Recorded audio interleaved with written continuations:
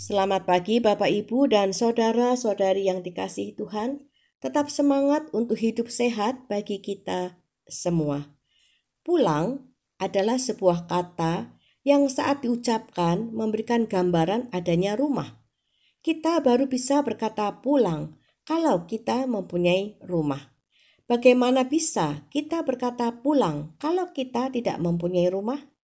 Ada rumah pribadi, ada rumah kontrakan, ada rumah kos. Bentuk bangunan rumah bukanlah yang terpenting, karena rumah tidak selalu berbicara tentang bangunan.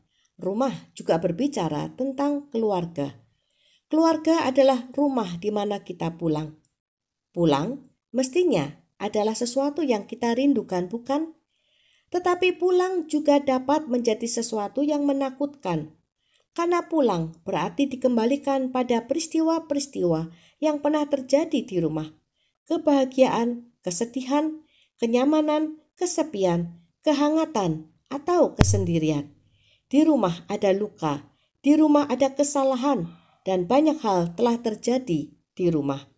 Kejadian pasal 32 ayat 9 sampai 11.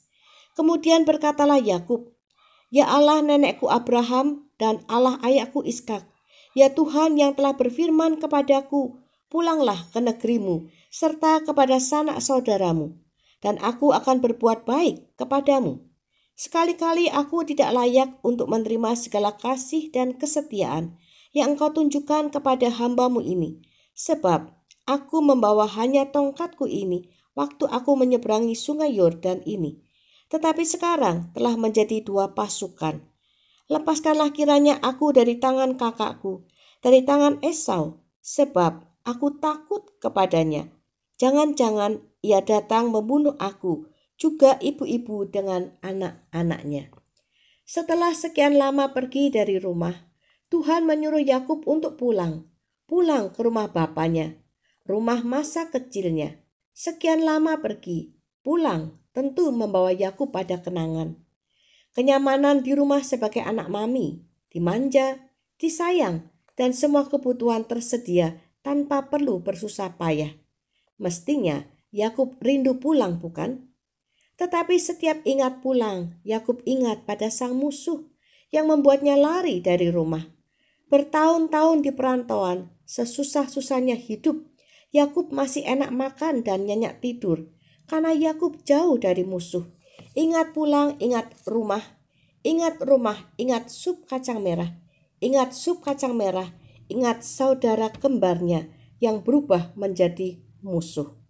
Di rumah bapaknya sang musuh berada. Yang ada di hati Yakub bukanlah maju tak gentar, tetapi takut dan gentar. Dulu sup kacang merah membuat Yakub mendapatkan hak kesulungan.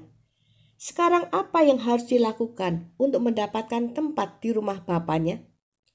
Utusan yang dikirim untuk menyuap sang kakak kembali dengan laporan yang mengerikan, yaitu sang kakak sedang dalam perjalanan menjumpai Yakub, tetapi tidak seorang diri, namun bersama 400 orang.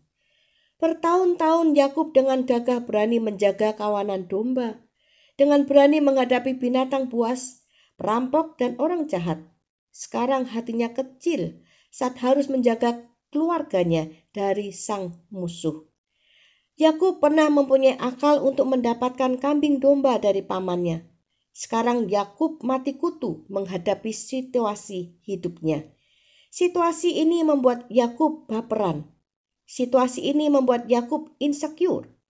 Di mana Tuhan yang menyuruhnya pulang? Mengapa Tuhan menyuruhnya pulang? Tuhan hadir saat Yakub galau. Galau sangat dalam. Tuhan hadir saat Yakub mengalami ketakutan yang amat sangat. Tuhan mengajaknya bergumul dan Tuhan membiarkan Yakub menang dalam pergumulannya. Tuhan bersama Yakub memasuki masa depan yang nampak begitu menakutkan. Tuhan memimpin Yakub untuk mengalami rekonsiliasi. Tuhan membuat Yakub berdamai dengan masa lalunya, berdamai dengan rumah bapaknya, berdamai dengan sang kakak, musuh besarnya, dan berdamai dengan dirinya sendiri. Pulanglah dan biarkan Tuhan memimpin kita untuk mengalami rekonsiliasi dengan masa lalu. Luka-luka masa lalu yang bergema di setiap kata pulang akan Tuhan pulihkan.